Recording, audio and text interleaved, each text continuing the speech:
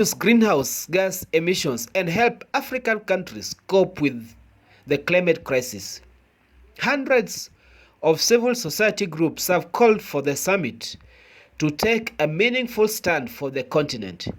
According to the groups, Africans' climate interests and positions have been brushed aside by Western government, consultancies companies, and philanthropic organizations which are using the summit to push a pro-West agenda at the expense of Africa.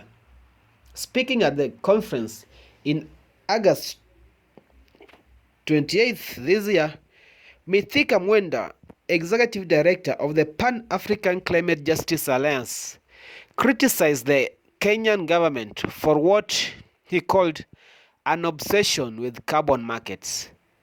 The summit must press for increasing adoption finance to Africa by more than double and ensure it is based on Africans' needs and reaches the communities at the forefront of the climate crisis, he said. More than 400 African civil society organizations have signed an open letter to Ruto in August. Some African organizations that advanced a Western agenda have been given a disproportionately huge role in the organization of the event, it said.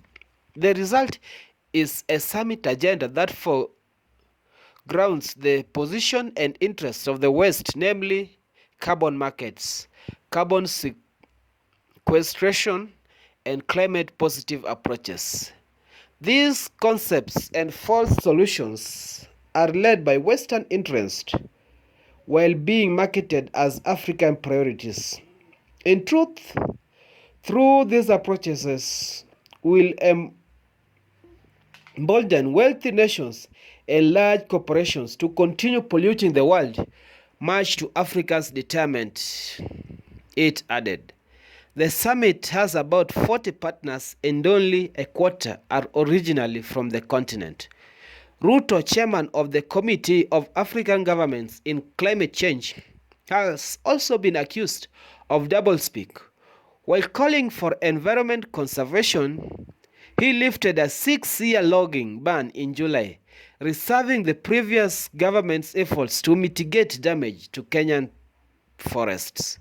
Neither Ruto nor the government has responded to the letter by the civil society of the organization.